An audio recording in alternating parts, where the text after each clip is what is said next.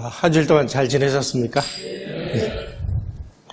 오늘은 6.25와 관련돼서 아마 오늘 강의를 들으시는 분은 이게 내가 지금까지 알고 있는 6.25하고 좀 많이 다르구나 하는 것들을 많이 느끼실 거예요. 이게 무슨 얘기냐면 6.25의 연구가 최근 들어서 상당히 많이 급진전이 됐습니다. 그래서 그동안에 우리가 알고 있던 6.25하고 실제로 일어났던 6.25가 좀 많이 다릅니다. 특히 1991년 이후에 구소련이 무너지면서 소련의 비밀문서고에 있던 그런 비밀 자료들이 계속 공개가 됐습니다. 아마 아직 공개 안 된 것들도 많을 것 같아요. 그리고 아직까지 공개되지 않은 부분은 중국 공산당 문서고에 있는 내용들도 일부 내용들은 공개가 되고 있습니다만은 아직도 공개 안 된 부분들이 많습니다. 그래서 중국 공산당 문서고가 열리는 날 이제 6.25가 이제 완벽하게 재현이 될 것 같습니다. 6.25에 관련된 첫 번째 강의 제목을 제가 이것이 진짜 6.25다라고 말씀드린 이유는 지금까지 알고 있는 내용하고 많이 좀 다른 내용들이 많습니다. 그래서 새로운 6.25 이런 것을 강조하기 위해서 이렇게 제목을 정했습니다. 강의가 다 끝난 다음에 제가 왜 요 세 사람 스탈린, 메가더, 이승만 대통령 이 세 분을 왜 요 맨 앞장에다가 놨는지가 조금 이해가 되시지 않을까 싶습니다. 그동안에 6.25를 둘러싸고 아주 막 허무맹랑한 주장들이 많았습니다. 처음에는 6.25 공산당들이 남침했으니까 남침설 이게 정석이었는데 어느 날 또 북침설이라는 게 나와요. 국군이 먼저 북쪽으로 쳐들어갔다. 근데 이게 다 거짓말이 밝혀지니까 무슨 남침 유도설이니 내전설이니 이런 것들이 막 나오고 있어요. 남침 유도설은 뭐냐? 일부러 이 공산군들이 남침을 하도록 미국하고 국군이 함정을 팠다. 그래서 공산당들이 속아서 내려왔다. 남침을 유도했다는 거예요. 이것도 다 거짓말이라는 게 밝혀졌어요. 내전설은 뭐냐? 38선 일대에서 1949년서부터 남북한 간에 아주 여러 번 국지적으로 이렇게 전투가 벌어졌었습니다. 그런 전투의 연장선상에서 벌어진 거기 때문에 이건 침략이다, 남침이다 이런 얘기를 할 필요가 없는 거 아니냐 이런 식으로 주장을 하고 있어요. 이것도 전부 북한 공산당들의 남침설을 물타기 하기 위해서 거짓말을 하는 겁니다. 이런 게 다 이제 또 거짓말이라는 게 밝혀지니까 이번에는 이승만이가 국민을 버리고 도망을 갔느니 한강다리를 일찍 끊었느니 이런 얘기들이 지금 횡행하고 있습니다. 그런데 아주 6.25와 관련돼서 이제 빼도 박도 못하는 증거들이 밝혀진 것이 1994년에 김영삼 대통령이 러시아를 방문해서 옐친 대통령하고 정상회담을 했습니다. 그때 노태우 대통령 시절에 우리가 북방정책, 북방외교를 한다고 하면서 소련에다가 30억 불의 경협자금을 빌려줬어요. 그러니까 우리가 채권자가 된 겁니다. 소련이 채무자가 된 거죠. 이렇게 되니까 이제 소련이 우리한테 좀 입장이 궁해지잖아요. 그때 여기에 이 보따리 안에 있는 문서 안에 6.25와 관련된 스탈린이 남침을 지시하고 이런 내용들을 한 번도 공개되지 않은 비밀 자료 300점을 우리에게 넘겨줬습니다. 이 300점을 이제 옐친 문서라고 하고요. 이게 거의 대부분이 전부 러시아어로 돼 있거나 영어로 돼 있거나 이렇게 돼 있어서 이걸 번역을 해서 우리 외교문서 사료관에 이 내용들이 다 떠 있습니다. 그래서 이 내용을 중심으로 해서 6.25들이 연구가 되면서 그 전까지는 이게 왜 이랬었나를 몰랐는데 이런 부분들 때문에 이 옐친 문서 때문에 이제 새로운 내용들이 많이 밝혀졌습니다. 우선 첫째로 누가 남침을 제일 먼저 요청을 했느냐, 그러니까 남침을 하겠다라는 그 말을 꺼낸 게 누구냐, 이게 김일성하고 박헌영이라는 사실이 밝혀졌습니다. 1949년 3월 17일 날 김일성하고 박헌영이가, 여러분 이 6.25 남침 과정에서는 박헌영이가 결정적인 역할을 했습니다. 그런데 지금 현재 우리 정권을 장악하고 있는 사람들이 대부분 남노당하고 관계 있는 사람들이 많기 때문에 박헌영 부분은 의도적으로 지금 빼놓고 있어요. 하지만 6.25 남침 과정에서 박헌영도 아주 결정적인 전범 역할을 했다는 사실을 아셔야 됩니다. 이때 김일성 스탈린 회담으로 돼 있지만 이 자리에 박헌영이도 참석을 하고 있었습니다. 거기에서 김일성이가 스탈린에게 우리 남침을 하겠다 이렇게 요청을 하니까 스탈린이 거절을 합니다. 아직까지 북한인민군이 남한을 압도할 수 있는 준비가 안 돼 있다. 무엇보다도 그 당시에 미군이 철수를 하지 않은 상황이었습니다. 따라서 미군이 개입을 하면 골치 아프니까 너 지금 경거망동만 하면 안 돼. 이렇게 브레이크를 걸어놓고, 그리고 뒤로는 무기를 대주는 비밀협정을 맺습니다. 그래서 어쨌든 김일성의 남침 요청을 스탈린이 거절을 합니다. 두 번째로는 그 다음해 1950년 4월 10일 날 김일성하고 박헌영이가 또다시 소련을 방문합니다. 그래서 다시 또 회담을 해서 스탈린에게 남침 요청을 했을 때 이번에는 스탈린이 그 남침 요청을 승인을 해요. 그 날짜가 언제냐? 1950년 4월 10일입니다. 그러니까 6.25 남침이 결정된 날은 1950년 4월 10일 모스크바였습니다. 바로 요 사진을 보시면 요게 그 당시 김일성과 박헌영이가 모스크바에 도착을 해서 도착 성명을 발표하는 장면인데요. 여기 요 동그라미 요게 김일성이고 여기에 있는 요 친구가 박헌영입니다. 둘이 들어가서 남침 요청을 했습니다.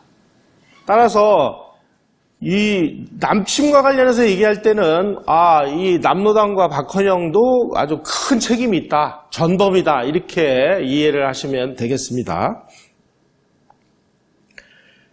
그래놓고 스탈린은 뭐라고 얘기하느냐? 자, 너희들이 이제 남침할 때가 됐다. 지금 보니까 뭐 국공내전이 벌어져가지고 중국에서 모택동군이 막 승리하고 그랬는데도 불구하고 미국이 개입하지 않는 걸 보니까 우리가 남침을 해도 미국이 개입하지 않을 것 같다. 그러니까 남침하자. 그래놓고 뭐라고 얘기하느냐?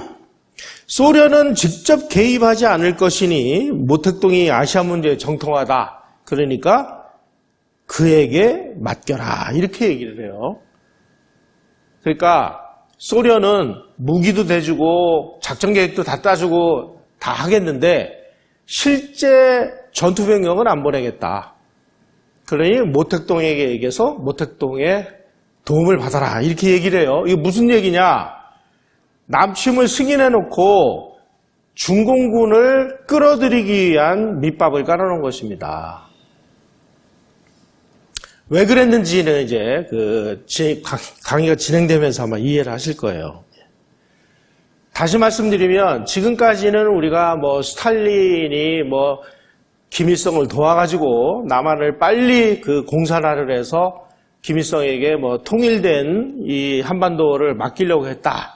이렇게 알고 있는데 사실은 스탈린이 김일성의 남침을 승인한 것은 자기 나름대로 전혀 다른 생각을 가지고 있었습니다. 이 스탈린이 모택동을 가만히 보니까 모택동에는 이게 공산주의자인지 아닌지도 분명하지 않을 뿐만 아니라 이 공산주의도 갈래가 다릅니다. 스탈린은 뭐 정통적인 마르크스 레닌주의에 입각한 공산주의라면 이 중국 공산당을 이끈 모택동은 이건 뭐 노동자가 아닌 뭐 무슨 농민들 가지고 뭐 하겠다고 이러니까 이게 공산당이 아니야 이런 그 의심도 드는 데다가 자기 말도 안 들어요. 왜냐하면 중국이 인구가 몇 명입니까? 그런 와중에 장개석하고 이 모택동이가 국공내전을 벌여가지고 스탈린 입장에서는 뭐 10년 내지 20년 동안 완전히 막 피투성이가 되도록 싸워가지고 시간을 질질 끌어가지고 중국이 완전히 국력이 바닥날 줄 알았는데 모택동이가 전혀 다른 사람들의 도움도 받지 않고 그냥 한 방에 장개석을 때려넣어가지고 중국 대륙을 딱 석권하는 모습을 보면서 야 이거 모택동 간단한 놈 아니구나.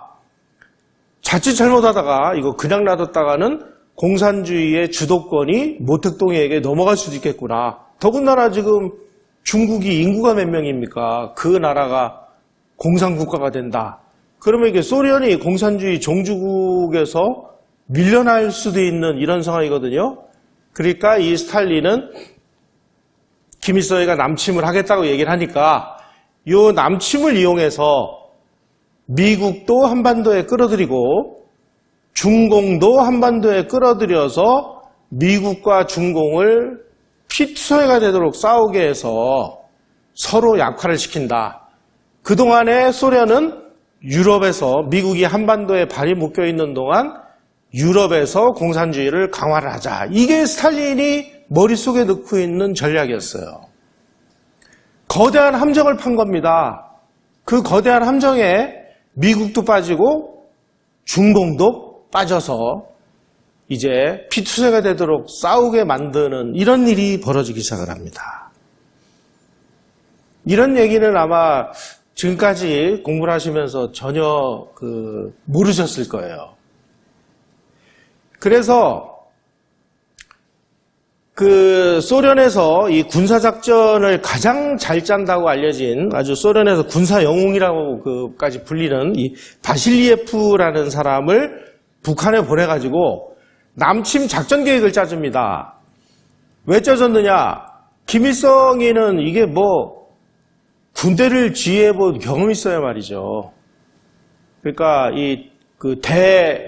부대에 남침 계획 이런 거는 짤 사람이 없으니까 스탈린이 자기 신복을 보내서 작전 계획을 짜줍니다. 이게 바로 그 증거물입니다. 이렇게 해서 이렇게 해가지고 뭐 싹 해가지고 이승만 괴뢰도당을 없애버린다. 그런데 이 동그라미 쳐져 있는 이 부분에 뭐라고 되어 있느냐? 남침 작전 계획이 정식 명칭이 선제 타격 계획이다 이렇게 되어 있었습니다. 그런데 이거를 한국말로 이제 러시아 사람이니까 러시아어로 이걸 작성했겠죠.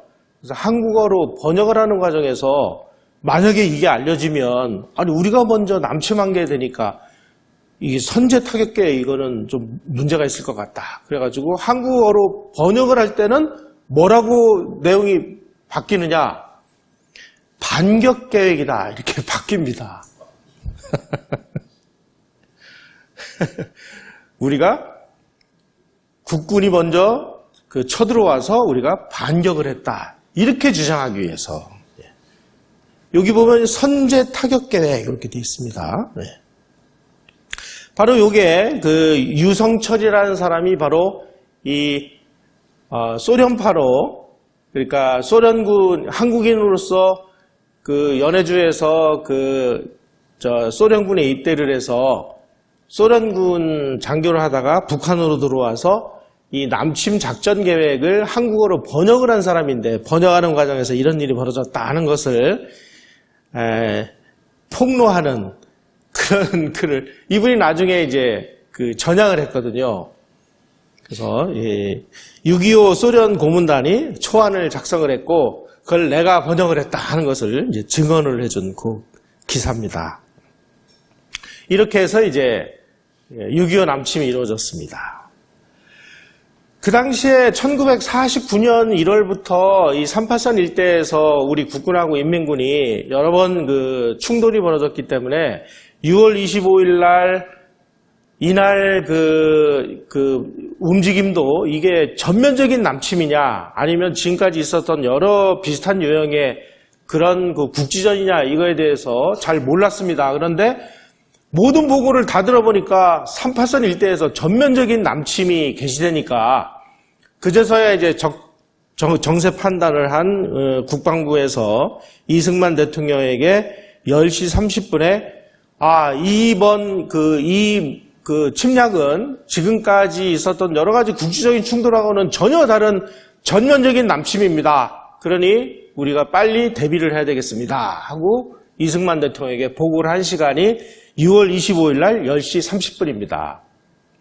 그러니까 이승만 대통령이 이제 1시간 동안 이놈들이 남침을 했으니 우리가 이 전쟁을 어떻게 치러야 될 것인지를 아주 묵상을 합니다. 이승만 대통령은 항상 어떤 일이 벌어지면 기도를 했다고 그래요. 아마 1시간 동안 열심히 기도를 하지 않았을까 하는 생각이 들어요. 그리고 11시 30분에 무초 주한 미국 대사를 경무대로 불러서 무초 대사에게 지금 6.25 남침이 벌어졌는데 나는 이러이러한 전략에 의거해서 이 전쟁을 수행을 하겠다 해서 전쟁 수행 4원칙을 6월 25일 날 11시 30분에 미국 대사에게 이야기를 합니다.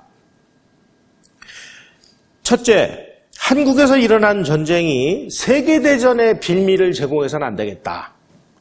둘째, 한국인은 모든 국민이 참여하는 총력전을 전개하겠다. 우리가 지금 무기가 없으니까 우리 국민들이 도끼나 돌멩이를 들고서라도 우리는 총력전을 벌이겠다.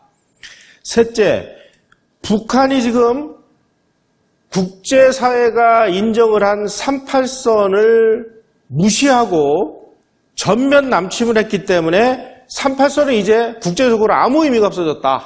우리는 이번 기회에 이 전쟁을 이용해서 미수복 지역인 38선 이북 지역을 수복을 해서 통일 대한민국을 수립하겠다. 이게 대단히 중요한 내용입니다.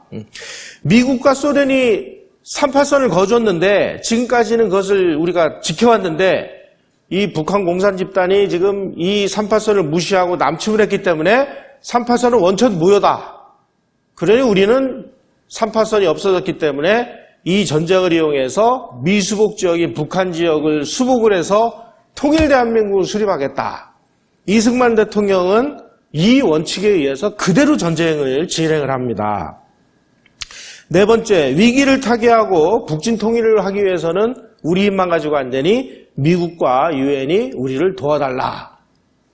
요 네 원칙에 의거해서 6.25 전쟁을 치르게 됩니다.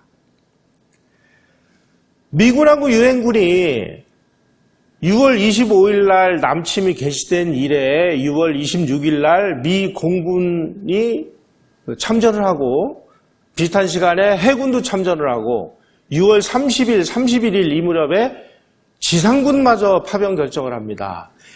6.25가 아닌 미국의 해외 전쟁 역사상 이렇게 빨리 참전을 결정한 사례는 어디에도 없었습니다. 이거 왜 이랬을까? 왜?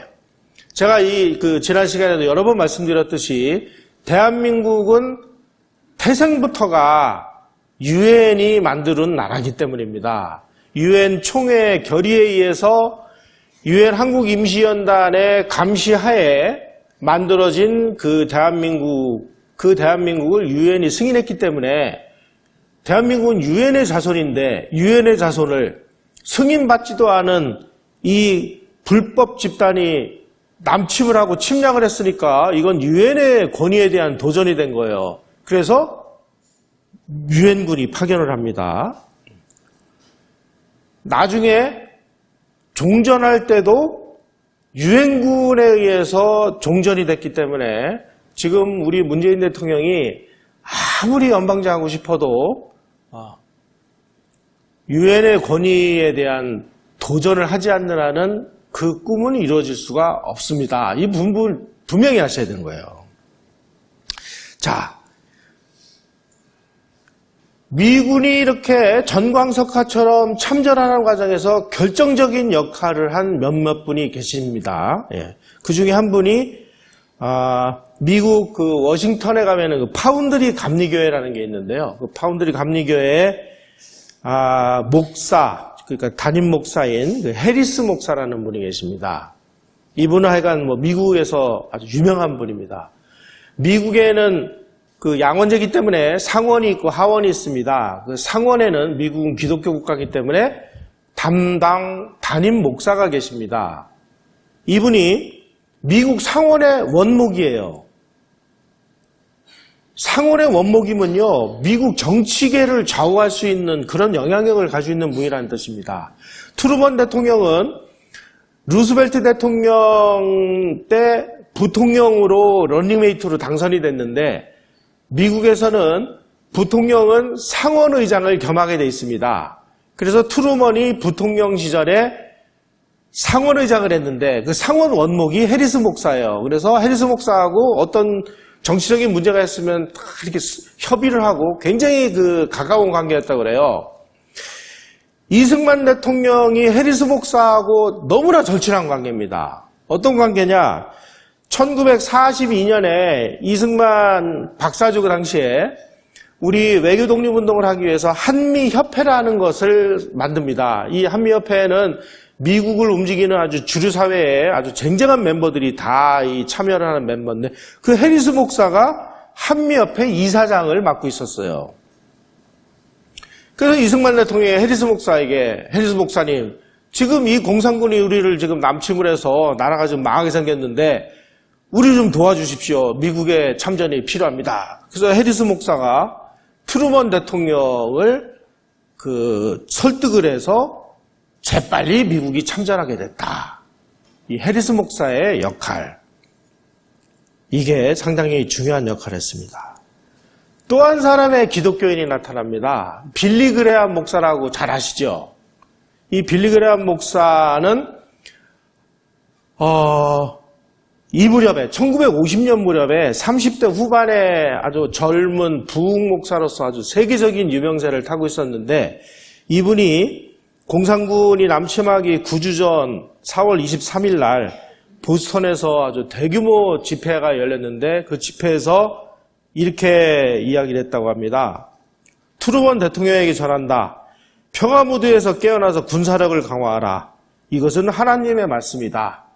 그리고 그 미국이 강력한 군사력으로 재무장을 해서 침략을 당하는 어려운 이웃들을 미국이 도와야 된다. 뭐 이런 연설을 이제 계속 하고 다녔다고 그래요. 이런 내용들이 트루먼 대통령에게 보고가 돼서 나중에 6.25가 터졌을 때 트루먼 대통령이 재빨리 참전할 수 있는 그런 계기가 됐다. 이렇게 그 연구 결과가 나와 있습니다. 특히 이 빌리 그레함 목사가 한국에 대해서 관심을 가진 거는 그 부인이 원산에서 태어났습니다. 그래서 한국에 대해서 상당히 잘 알고 있었고 한국을 부인을 통해서 많이 들어서 알고 있고 한국을 기독교 국가로 만들어야 된다라고 이렇게 그 생각을 하고 있었다고 그래요. 나중에 1970 몇 년이죠. 그 여의도가 한참 막 개발될 무렵에 빌리 그레함 목사가 여의도에 와가지고 한국의 기독교인 100만 명이 모여가지고 대집회를 한 사진을 제가 봤는데 이런 분들이 한국을 도와주는 역할을 했다. 그러니까 이승만 대통령은 미국의 주류사회, 미국의 정책을 움직일 수 있는 인맥을 가지고 있었다 하는 사실을 우리가 머리에 넣고 있어야 됩니다. 또 한 사람이 있습니다. 덜레스라는 사람입니다. 이분이 나중에 1953년에 또 등장을 해요. 미 국무장관으로 한미 상호 방위 조약을 맺어준 사람입니다. 이분이 1950년 그러니까 6.25가 터지기 약 일주일 전에 미 국무부 고문 자격으로 이 전운이 감돌고 있는 6.25를 그 38선 현장을 시찰을 하고 그리고 이승만 대통령을 만났습니다. 그때 이승만 대통령하고 덜레스하고 아주 막 고함을 치면서 싸움을 했다 이런 기록이 나와요. 그래서 제가 하도 이상해서 야 어떻게 정말 약소국의 대통령이 미국 국무부의 고문 특사하면은 거의 뭐 미국 대통령이 보낸 사람이나 마찬가지인데 그 사람하고 어떻게 고함을 치면서 싸웠을까 하도 궁금해가지고 보니까 이분이 이승만 대통령하고 조지 워싱턴 프린스턴에서 공부를 같이 하신 분이에요. 말하자면 친구 관계. 이승만이라는 분이 이런 분입니다, 여러분. 잘 아셔야 돼요. 책상을 치면서 이 덜레스에게 아니 한국이 그렇게 무기 좀 달라고 그랬더니 무기도 안 주고 말이야. 그리고 중국이 저렇게 밀리는데 중국 도와주지도 않고 그리고 에치슨 선언을 가가지고 한국을 방위선에서 제외하고 이게 말이나 되느냐 그래가지고 막 서로 뭐 싸우고 막 난리가 났었다고 그래요. 그러니까 이제 그 다음날 6월 19일 날 38선을 시찰하고 와서 한국 국회로 가서 덜레스가 아주 유명한 연설을 합니다. 여러분들은 혼자 있지 않습니다. 여러분들이 인간의 자유라는 위대한 설계 속에서 그 역할을 가치 있게 수행하고 있는 한 여러분은 혼자가 아닐 것입니다. 이승만한테 혼나고 이제 여차 한번 도와줄게 이제 약속을 한 거예요. 뭐 친구 관계니까 그렇게. 그래서 이제 한국 방문을 마치고 저 미국으로 가기 위해서 이제 동경에서 대기를 하고 있는 와중에 6.25가 터진 거예요. 그래서 이분이 그 국무부에다가 지금 상황이 내가 가서 보니까 이렇고 이래서 미국은 빨리 한국을 도와주지 않으면 안 된다라는 보고서를 작성을 해서 이것이 미국이 이렇게 빠른 참전을 하는 결정적인 계기가 됐다. 따지고 보면 이거 결국 기독교인들이 아니면 이승만 대통령의 친구들이 다 도와줘서 이렇게 참전을 한 거죠. 그러니까 한국은 망하게 그냥 놔두지 않을 것 같아요. 이렇게 보면. 여러분 우리가 6.25 이야기를 할 때 우리 국군들이 초반에 말이야 지리멸렬해가지고 싸워보지도 않고 그냥 도망이나 다녔다 이런 식으로 지금 알고 있는데 천만의 말씀입니다.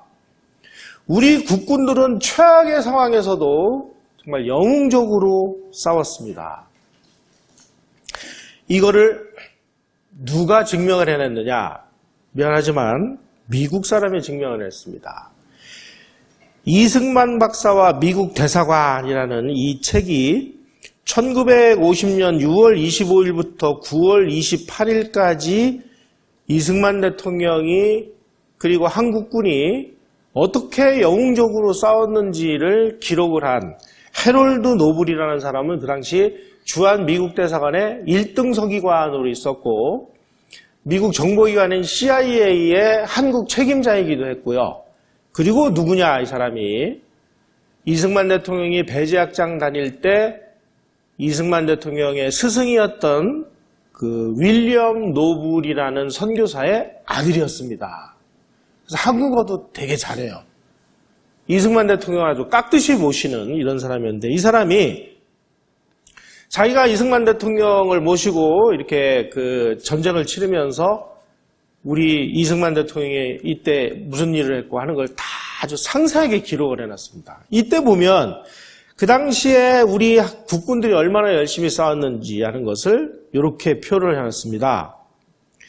한국의 보병과 포병들은 서울 북방에서 영웅적으로 싸웠으며 적의 공격을 지연시키기 위해서 기꺼이 목숨을 바쳤다. 북한 전차 지휘관들은 보병부대 지원을 앞질러 휩쓸고 나갈 용기가 없었으며 그들의 진격을 보병의 이동과 보조를 맞춰 나갔다. 우리 국군들이 그냥 뭐 휘발유 이런 걸 들고 가서 막 공격을 하니까 인민군 전차들이 감히 진격을 못한 거예요.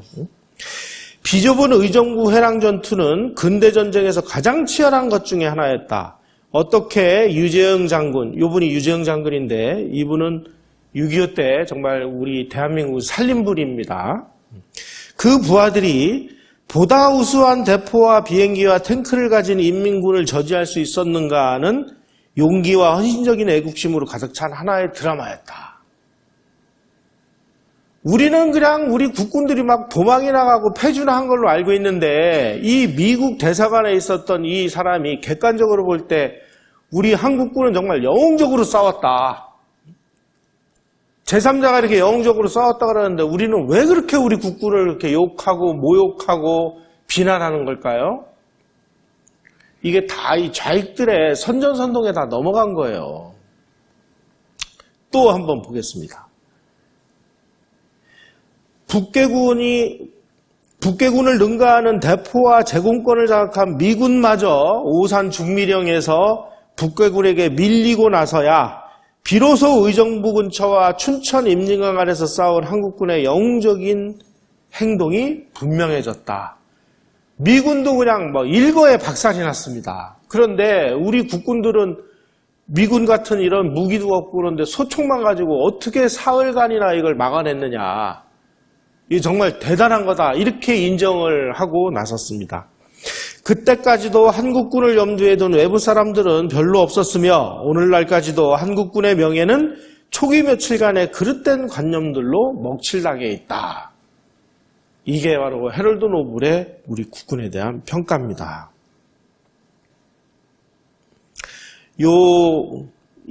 그 사진이 아주 유명한 사진인데요.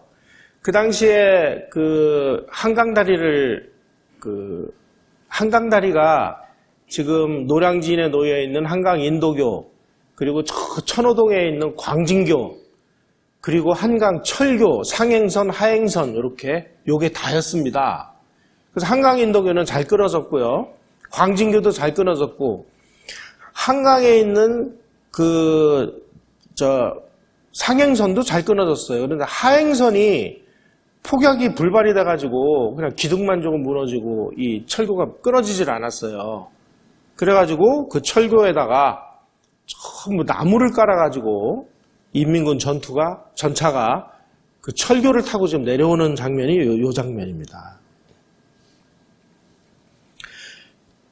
방금 전에 제가 말씀드린 요 유재용 장군이 의정부하고 창동 미아리에서 얼마나 영웅적으로 열심히 싸웠는지 6월 26일 오후 7시부터 6월 27일 하루 종일 거기를 못 뚫은 거예요. 이 인민군들이. 이 우리 7사단하고 이 유재용 장군이 아주 막 결사적으로 저항을 하고 한 청년 애들이 집어던지는 이 화염병을 이게 몰로토프 칵테일이라고 합니다. 이게 원래 전차를 공격하는 무기였어요. 그 화염병 해가지고 전차 뚜껑 열고 집어넣고 자기는 죽고 하는 이런 저항을 해가면서 6월 26일 밤, 6월 27일 하루 종일, 6월 28일 새벽까지 우리 국군들이 결사적으로 저항을 하니까 야 이거 안 되겠다. 그래가지고 인민군 전차 2대가 홍릉으로 돌아가지고 청량리로 나타나요. 청량리로 나타나가지고 우리 미아리의 창동 방어선을 치고 있는 국군의 뒤로 와가지고 뒤통수에다 대고 갈기니까 이 미아리 창동 방어선이 무너져가지고 6월 28일 날 새벽 2시에 미아리 창동 방어선이 무너집니다. 그러니까 이제 깜짝 놀라가지고 야 그러면 청량리에서 한강 인도교까지 전차로 달리면 15분이 모거든요. 그래서 새벽 2시 30분에 한강에 있는 철교를 폭발합니다.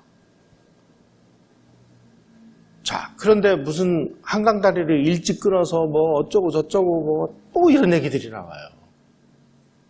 명령에 의해서 제대로 끊은 겁니다. 더 희한한 일이 벌어졌습니다. 아니 인민군 전차가 이제 6월 28일 날 오전 8시에 미아리 창동 방어선이 무너져가지고 선두부대가 미아리 고개를 넘어가지고 서울시내로 들어왔어요. 전차부대가. 그러면 그 당시 새벽 2시 30분에 한강 인도교가 끊어지고 광진교가 끊어져가지고 미처 이 강을 건너지 못한 우리 국군들이 저 노량진에서부터 영등포, 한남동, 광진교 일대에 쭉 그 북쪽 강변에 늘어서 있었어요.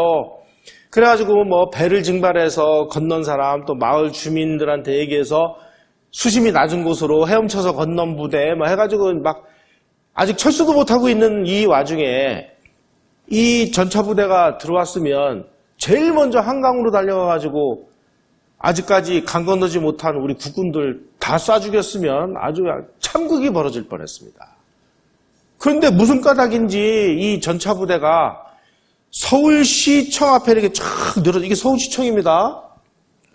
쫙 늘어서 가지고 서울 점령식을 거행을 해요. 11시 30분에. 그래가지고 뭐 시민들 막 탱크에 올라오라 해서 뭐 서로 울고 놀고 막 무슨 이게 축제가 벌어진 거예요.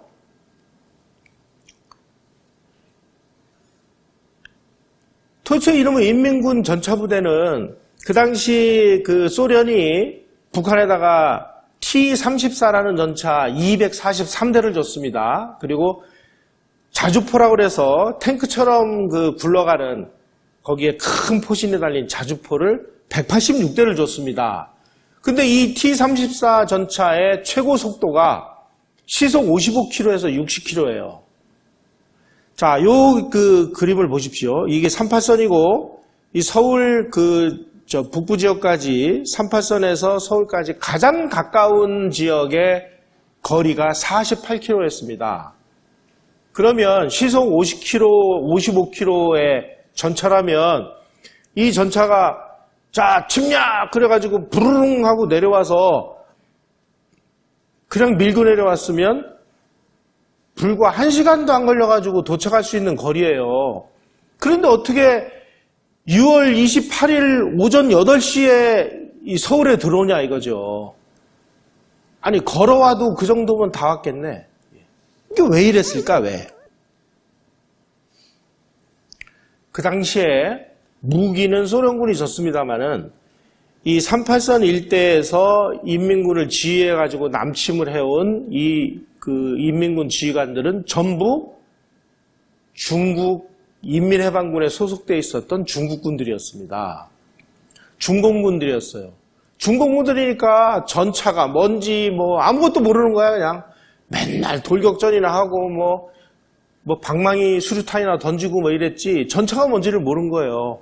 그러니까 전차의 특성을 잘 알고 있는 이런 그 지휘관이 이 부대를 지휘를 했다면 아마 6월 25일 날 오전 10시쯤이면 서울이 다 점령돼가지고 끝났을지도 모르는 상황인데 하필이면 이 중공군들이 인민군을 지휘하는 바람에 이 전차의 특성을 모르는 거예요. 전차는 뭡니까? 기동력인데 이 기동력을 전혀 못 살리고 자기네 보병부대하고 같이 속력을 맞춰서 가다가 전차가 너무 앞질러 나가면 막 무전을 쳐가지고 야, 너 왜 빨리 가? 다시 후퇴 그래가지고 보병부대 뒤로 돌리고 이런 일들을 벌인 거예요, 이게.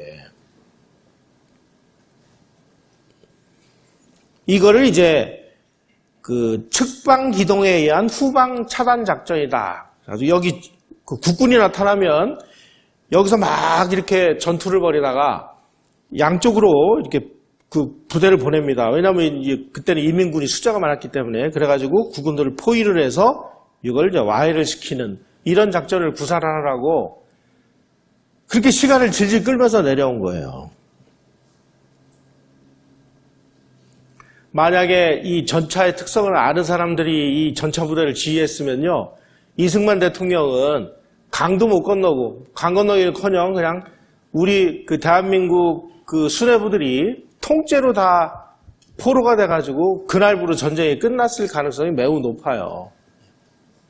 그런데 이승만 대통령의 6월 28일 날, 6월 27일 날 새벽 3시 30분에 기차를 타고 이제 대전으로 피난을 갔습니다.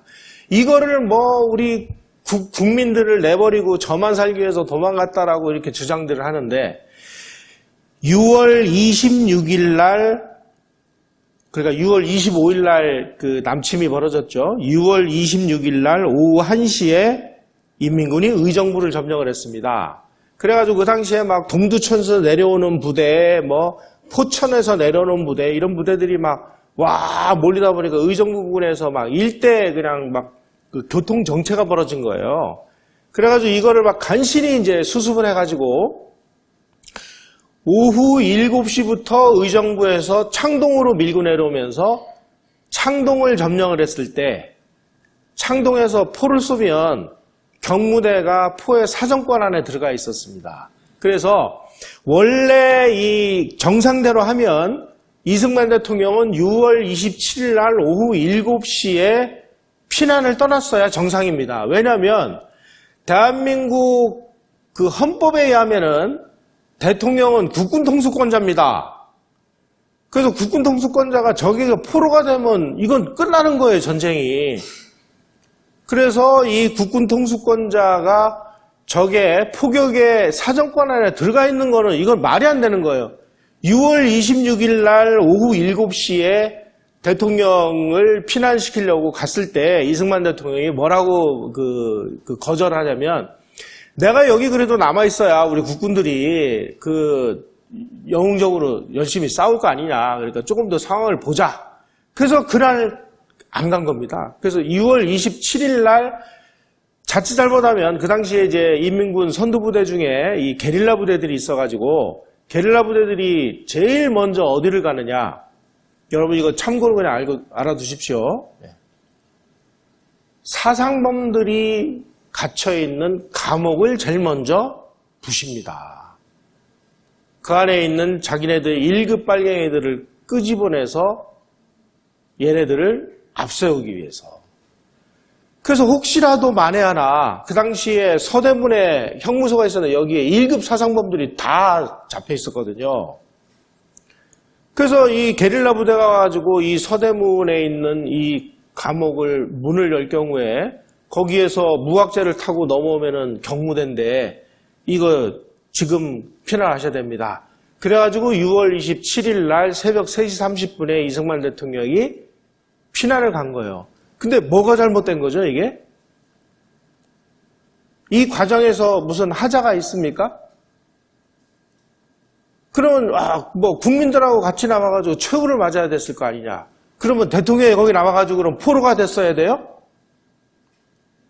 이런 주장을 하는 사람들에게는 우리가 이렇게 공격을 했어야 되는데 그냥 그래야 되는 거 아니야? 이러니까 그냥 거기에 다 선전성에 넘어간 거예요. 세월호 선장처럼 이승만이가 도망갔다 그래가지고 요즘에 젊은 애들은 런승만이래요. 근데 아니 이승만 대통령이 피난 과정에 뭐가 문제가 있다는 거예요. 국군 최고 통수권자는 적의 포의 사정권 안에 들어가기 전에 그 지역에서 나와서 안전한 지역으로 이동하는 것이 원칙인데 그 원칙대로 한 것도 이승만 대통령이 그래도 내가 좀 더 있겠다라고 해서 더 있다가 나온 건데 그게 뭐가 잘못된 거예요. 그러니까 저런 좌익들의 선전선동에 우리가 모르니까 쟤네들이 맞는 거 아니야 이래가지고 그냥 무차별로 좀 당해가지고 여기까지 온 거예요. 앞으로 이승만에 대해서 런승만이 뭐니 그러면은 야 그러면 네 말대로 하면은 이승만 대통령이 그럼 인민군에게 포로가 돼서 대한민국에서 그 자리에서 끝나서 적화 통일이 됐어야 되는 거야. 이렇게 얘기를 하셔야 되는 거야, 이렇게.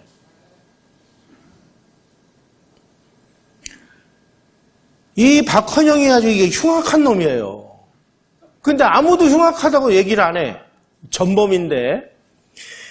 이 친구가 김일성이한테 뭐라고까지 얘기했냐면은, 야, 지금 남한에 말이야, 우리 남로당 20만 명이 지금 지하에 숨어 있어가지고, 남침만 하면, 그날부로 20만이 봉기를 일으켜가지고, 우리 국군 안에도 다 있고, 경찰 안에도 다 있고, 이제 뻥을 친 거죠. 이승만 대통령이 남로당 다 두드려 잡은 줄도 모르고. 그러니까 그냥 내려가기만 하면, 그냥 다 알아서 이제 접수할 수 있어. 그래가지고 소련군 그 군사작전 계획도 서울을 점령하는 데까지만 군사작전을 짜줬어요. 그런데 점령을 하고 나서 아무리 기다려도 폭동은커녕 조용한 거예요. 그러니까 이제 박헌영이가 이제 몸이 날아가지고 6월 28일 날 방송을 합니다. 방송 연설이 남아 있어요. 요거는 이제 미군이 노획한 문서 안에 여기 있었어요. 이렇게 되어 있습니다.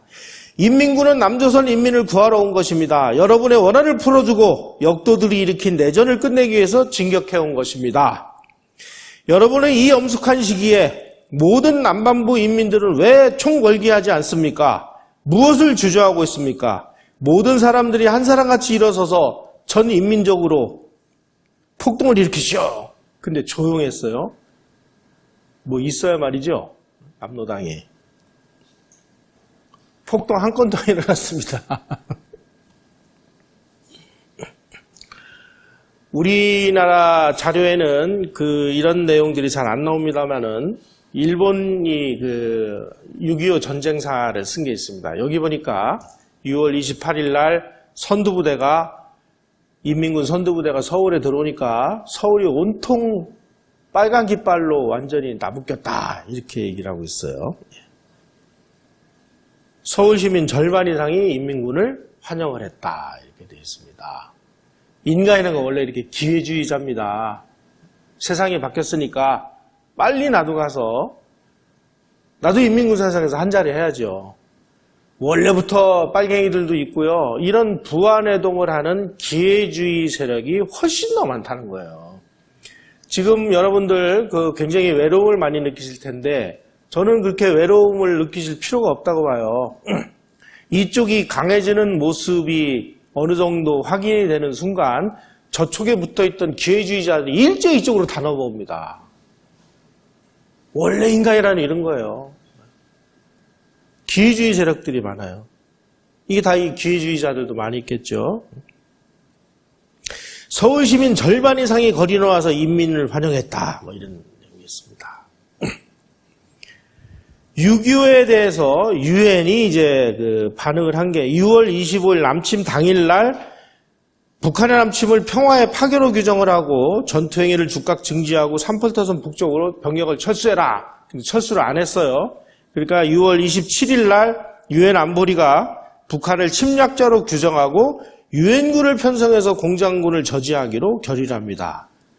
이틀 만에.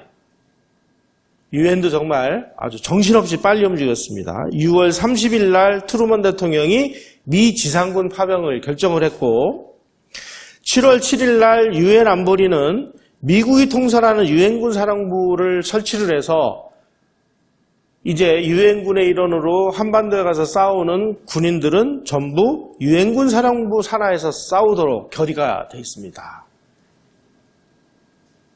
그 당시에 소련은 유엔 안보리 상임이사국이었기 때문에 유엔 안보리에서 소련이 거부권 행사하면은 이런 결정을 할 수가 없는 거예요. 그런데 지금까지 이 말리크라는 사람이 이 유엔 안보리 회의에 불참한 걸 가지고 그날 뭐 이빨 치료하느라고 불참했다. 그래서 이거 우리가 천우신조다 이렇게 얘기를 했는데 나중에 알고 보니까 이 다 스탈린의 지령에 의해서 참석하지 않은 겁니다. 야, 너 그날 참석하면 안 돼. 참석하지 마. 그래서 참석 안 한 거예요. 왜? 유엔군을 끌어들이기 위해서. 유엔군 만들어봤자 미국이 주도하는 거니까 미국을 한반도로 끌어들이기 위해서 일부러 안보리에 참석시키지 않았던 겁니다. 스탈린은 왜 유엔 안보리에 소련 대표를 불참시켰을까요?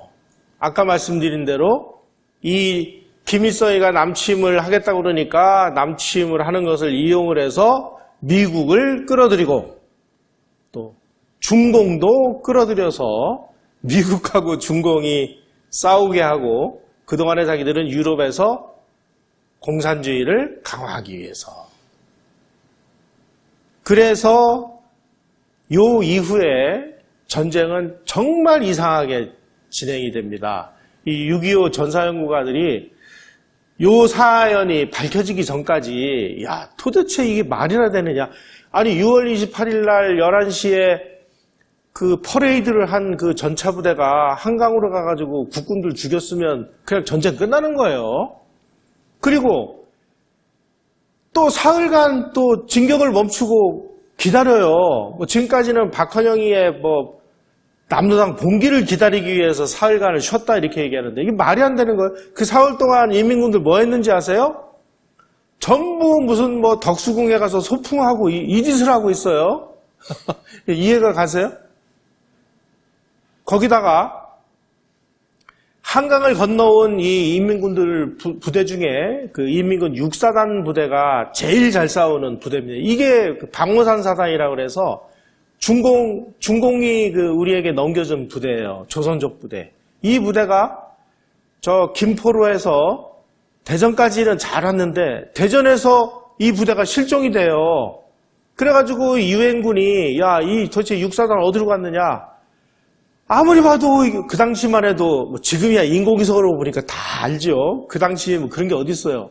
그런데 이 부대가 나중에 보니까 저기 가서 군산도 점령하고 광주도 점령하고 목포도 점령하고 여수도 점령하고 다시 광주로 나왔다가 또 어디 어디도 갔다가 막 삥삥삥삥 돌아가지고 유엔군이 낙동강 방어선을 다 완성한 다음에 느닷없이 진주에 나타나요.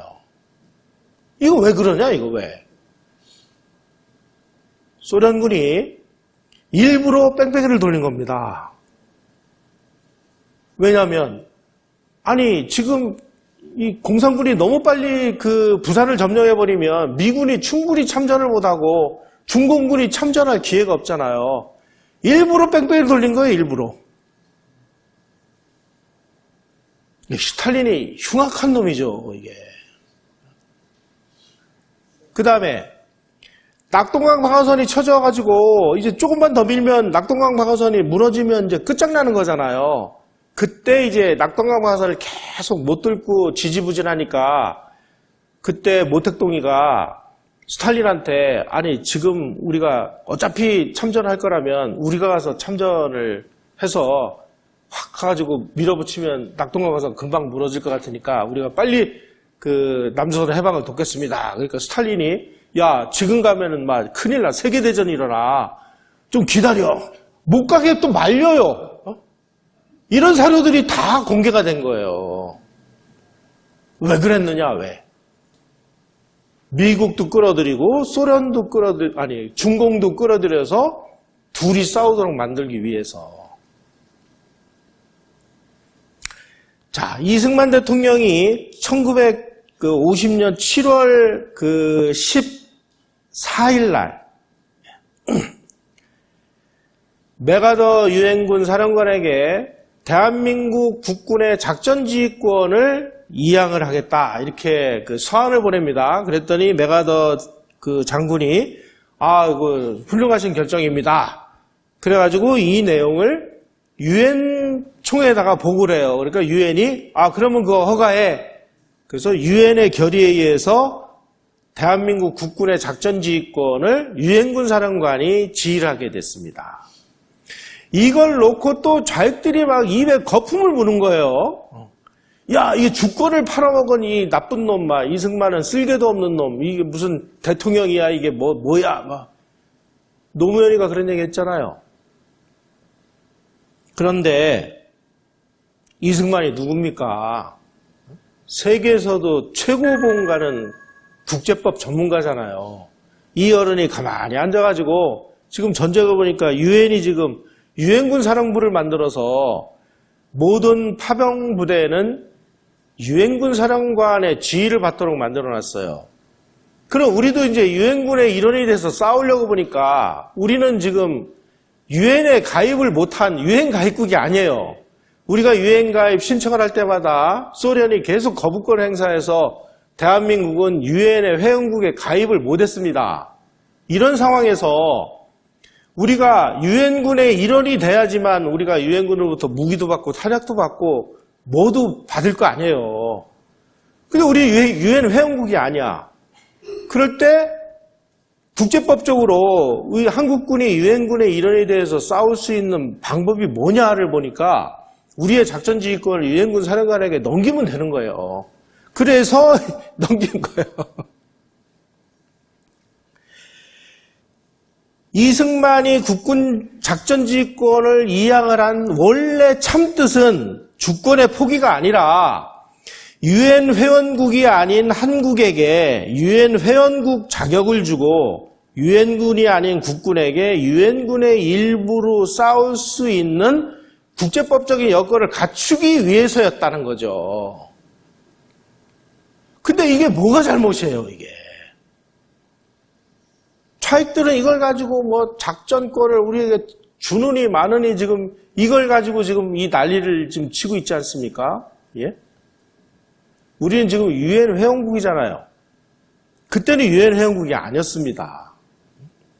또 한 가지. 지휘체계 통일이 대단히 중요합니다. 미국의 그 육군대학의 전략문제 교과서에 그 월남전의 비판적 분석이라는 게 있어요. 이 월남전은 어떻게 싸웠느냐? 미군은 미군이 작전지휘권을 가지고 있었습니다. 월남군은 월남 대통령, 월남군이 작전지휘권을 가지고 있었어요. 그러니까 한국군도 가만히 보니까 야, 그럼 우리가 지휘할래. 그래가지고 한국군도 작전지휘권을 우리 8월 한국군 사령부가 지휘를 했습니다. 이러다 보니까 전쟁은 하나인데 작전지휘를 세 나라가 제각기 하다 보니까 이게 제대로 전쟁이 되냔 말이죠. 그래서 베트남전이 패배한 것은 한국전처럼 이 지휘체계 통일을 하지 못했기 때문에 실패했다. 이렇게 이 미 육군대학 전략문제 교과서에 나와 있어요. 이승만 대통령의 이 국군의 작전지휘권을 유엔군 사령관에게 넘긴 것은 그야말로 신의 한 수였다. 이렇게 평가를 받을 수가 있습니다. 자, 요 강의는 여기서 끝나기로 하고 잠시 쉬었다가 두 번째 강의 바로 들어가도록 하겠습니다. 고맙습니다.